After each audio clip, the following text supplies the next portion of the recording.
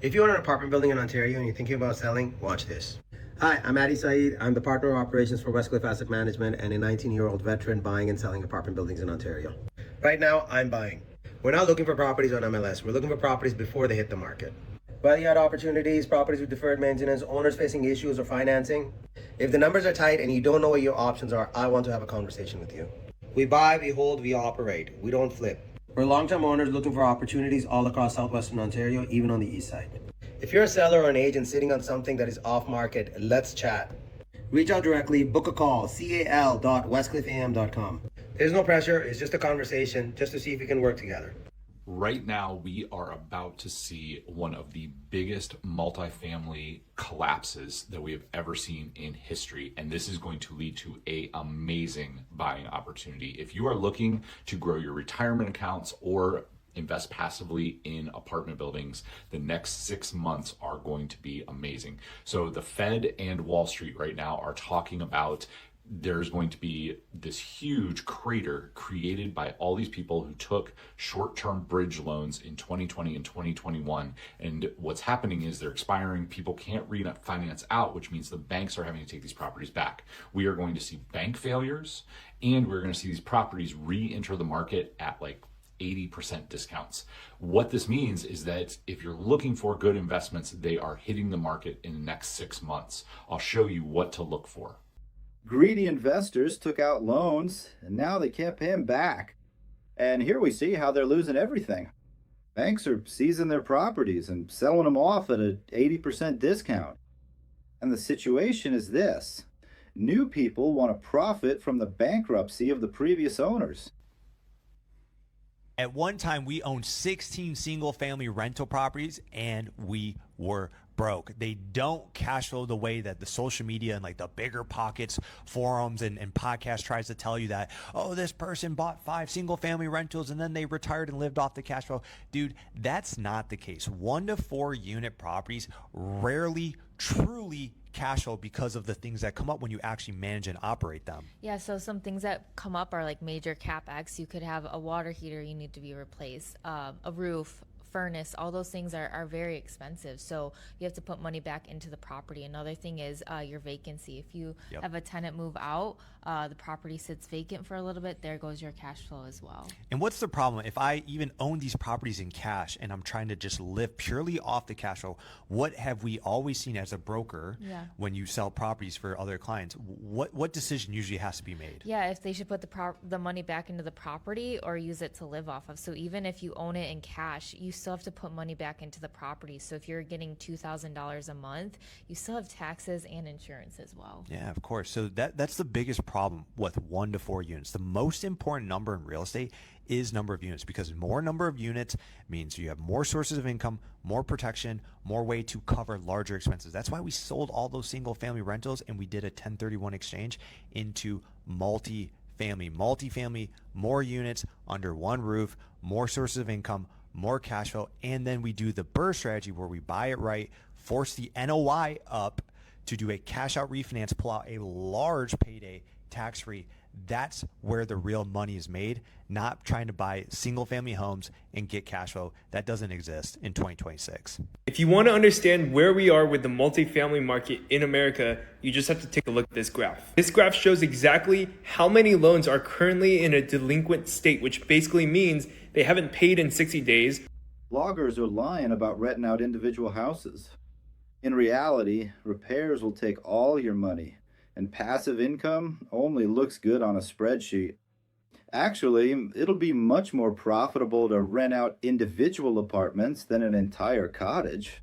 Or they are currently in foreclosure. This only applies to multifamily properties through the Freddie Mac or Fannie Mae program. Back in 2010, we hit a peak of 0.8% delinquency rate. In January 2026, which was 4 months ago, by the way, we were just approaching that number. Now it's May, and we've actually passed this point of 0.8% now. And the one thing that you have to take away from this is that when there is high delinquency, that means that there's high distress in the market, which means you're going to be able to find more sellers who are willing to sell to you because they are more desperate. And of course, in real estate, you always want to buy low and sell high. And I think right now is one of the best opportunities to get into the multifamily space because of this one graph. And that's exactly why my partner and I are looking for a multifamily deal in the Midwest, particularly in the Alabama or Tennessee market. So if you want to learn more about real estate investing, then I'll see you tomorrow. Who the hell is paying $4,000 a month to live in Nashville, Tennessee? See, Nashville, Tennessee has a whole rental crisis going on. But it's not because there aren't enough apartments. Oh no, it's because they built too many luxury apartment buildings that people cannot afford. Over 10% of rentals are sitting empty. And now landlords are like, oh my God, what do we do? Well, let me tell you why, since rich people can't seem to figure it out. A studio, on average, starting at $1,600. A 1-bedroom, $2,000. 2-bedroom, $2,900. 3 bedrooms, $3,900. In Nashville. Who's running around with $4,000 to just drop on rent every month? See, capitalism will sell you a scam, but act confused when you don't buy into it. Nashville doesn't even have the jobs to justify charging New York City rent. In New York, a 1-bedroom on average is just above $4,000. But Nashville thought, yeah, we can do that too. No, you can't. And this is the kicker. None of these units are actually luxury.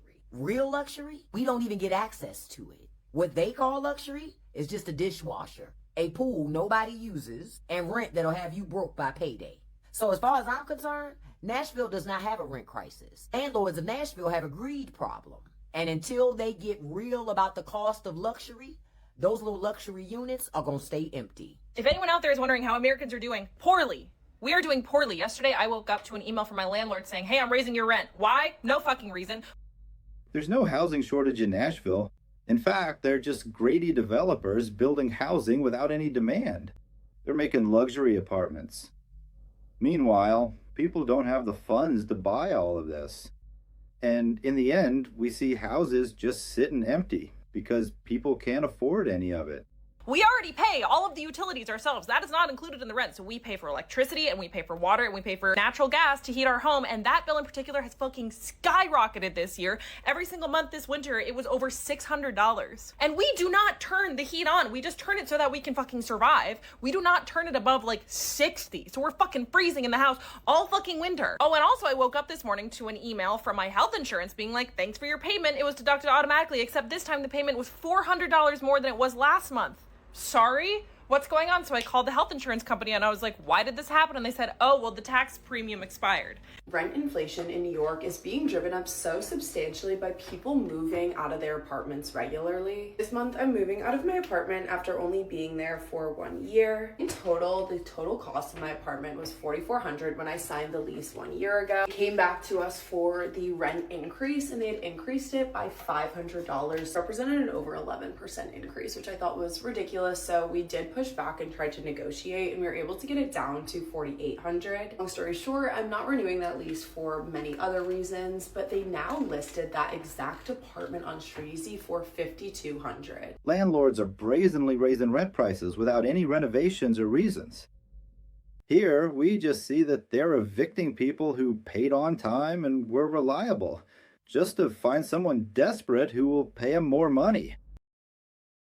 Anytime I would see an apartment online that I consider to be a good deal, typically when you look at the Streezy history, you'll see that the last tenant was there for maybe like 5 or 6 years. And landlords are charging this premium when they flip over apartments because they think that they can get more if they put the apartment out to market. So anyways, people move for a variety of reasons, me being one of them. This is your sign to actually be careful about where you sign your lease. Is it something long-term? Because you consistently moving apartments are driving up rent prices in the city.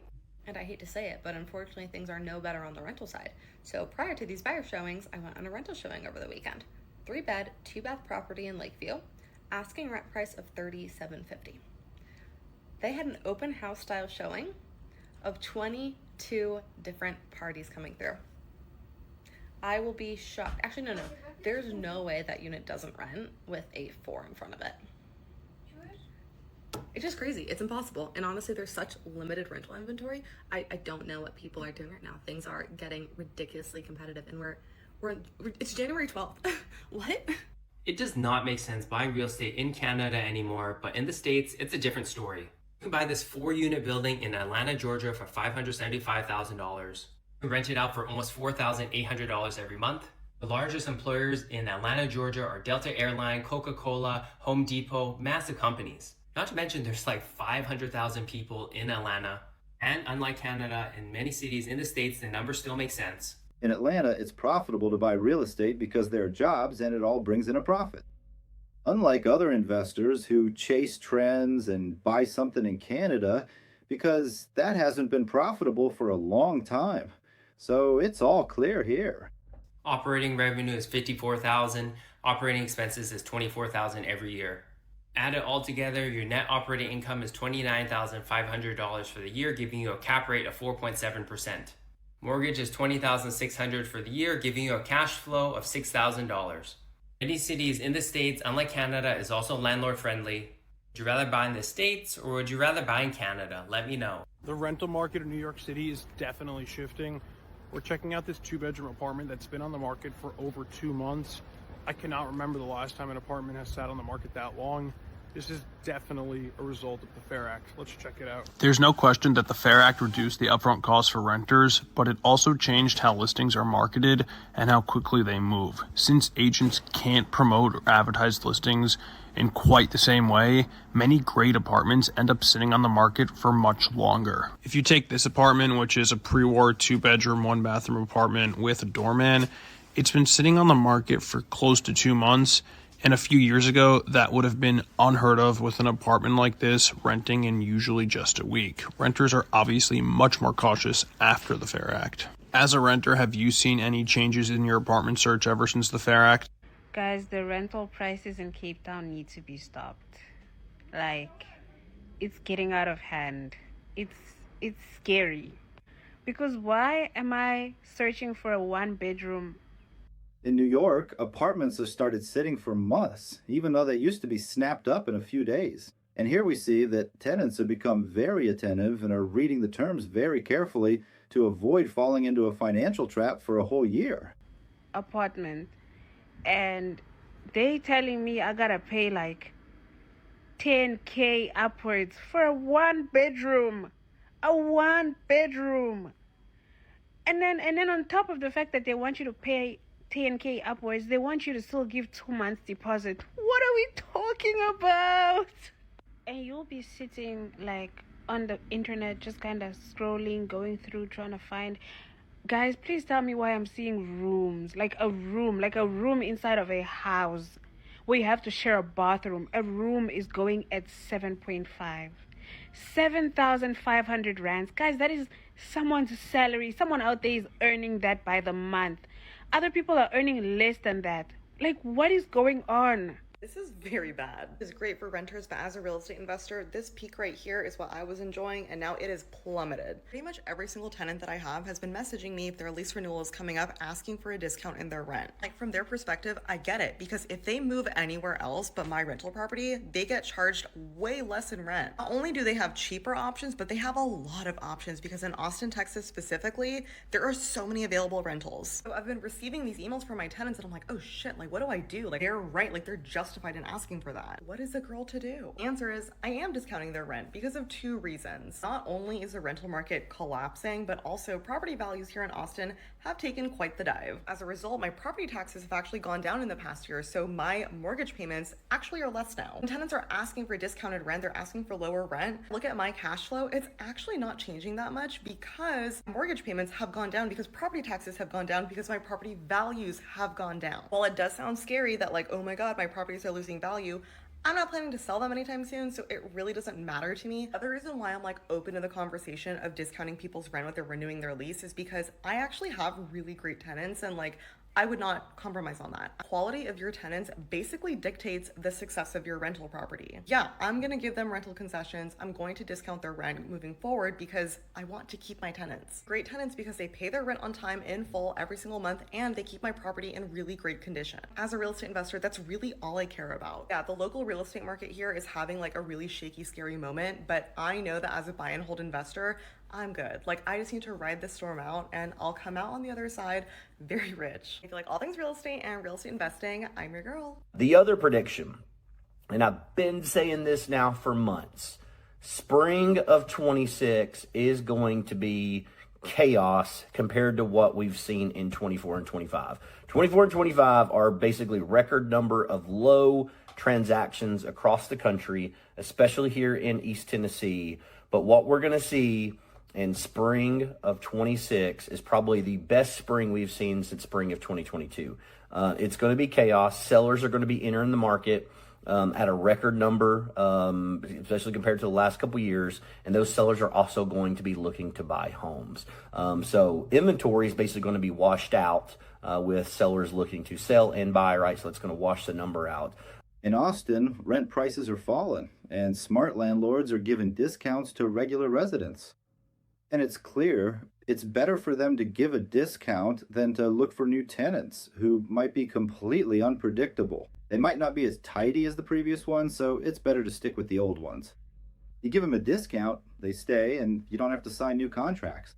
But I really do. The amount of sellers that I've personally talked to that's looking forward to listing their house late February, that early springtime, right at tax season, I can't count them. Tons and tons and tons. So I really do think we're going to see chaos with potential of interest rates being the lowest they've been in several years. I think we're setting up for a very, very hot market in spring. So buyers, right, you're going to have a lot of buying power now. Come spring, that's going to shrink as you're going to have a lot more competition. Just my opinion for what's going to happen in 2026. Never know. So I'm in Philadelphia, and Philly rents is going extremely high. They expect people to pay rent $2,000 a month or $3,000 a month for a home. Before you even view the home or the property, they're asking for credit scores and checking your credit. But the thing is, there's a lot of fraudulent activities happening with checking credit and all. We have been a victim to scams and credit checks and so forth. And my thing is, how do you find a good place to rent and view without feeling scam? Because everyone wants credit check, everyone wants application fees. But if you have like 20 people applying for the same place, you're not going to get that $50 back. It's not guaranteed that you're going to get the place as well. So what are y'all doing to avoid homelessness this era of events, especially with the market being the market? Credit check for the hood is crazy for me. Like, you hearing gunshot, rat-a-ta-ta, next block, you want a credit check of 800 credit score for a unit that you want to charge $2,000 a month when there's a lot of crack houses in the same block. That don't make any sense to me. So what y'all doing to avoid homelessness out here? Listen, if you live in an apartment, I need you to listen. If you like music, if you have a dog, if you have drums, please be considerate of your neighbors. You live in an apartment complex. If you can hear loudly, we can hear loudly. If your dog is barking, we can hear the dog barking. If your stereo super loud, we can hear the music. If you gonna have the music up that loud, then I wanna pick which song being played. Like if you playing drums, I need to pick the song. At this point, you get what I'm saying? Like, man, please be considerate. If you live in an apartment complex, you have neighbors all around you. Gee. Oops, they did it again. Another San Francisco landlord trying to raise rents astronomically, this time by 71%. So here's the deal. This couple lives in the marina and they tell their landlord they're expecting another baby. Congrats. Your rent's about to go from $14,000, I know, $14,000, to $24,000. The couple's suing, but no matter what happens with their case, there's no question median home prices are up 18% in SF year over year. And some landlords want to take advantage of a hot market by getting their tenants out.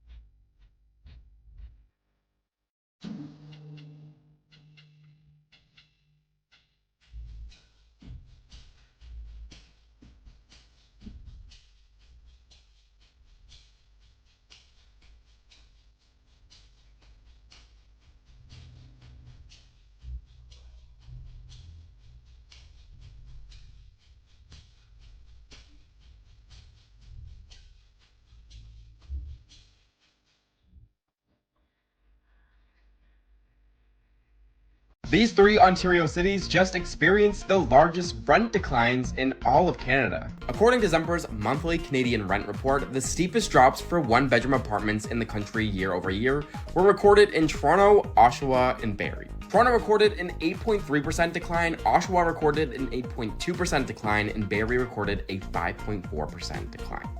Average rents are falling faster in Vancouver than anywhere else in Canada, according to a new report from rentals.ca.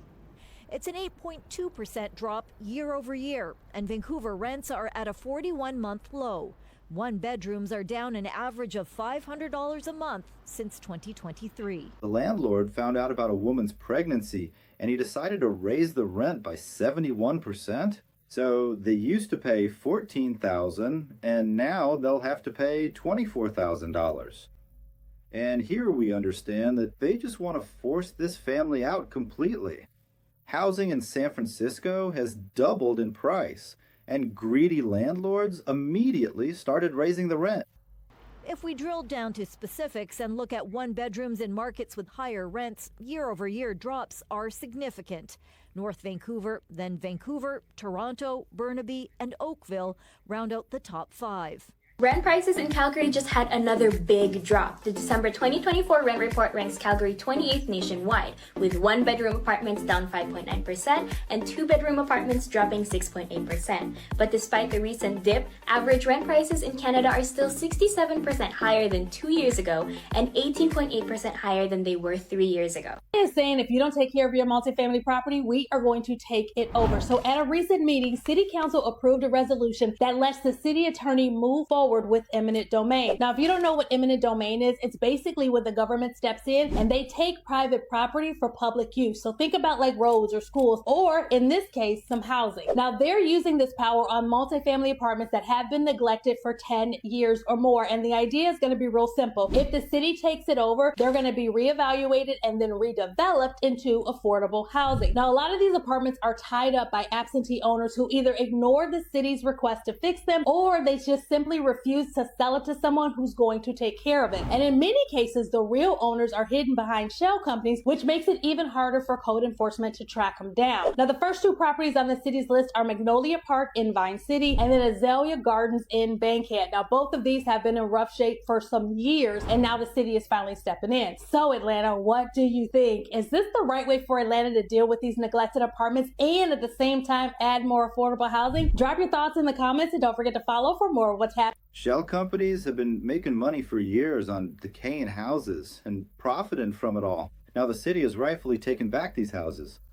Irresponsible owners just wanted to profit from all of this without investing anything and just pocket the cash. Now they're going to see their houses being taken away from them. Share your own rental stories in the comments below. It might just help someone save some money. Subscribe to the channel and stay tuned for more interesting videos. I'm sure you're going to enjoy them as well.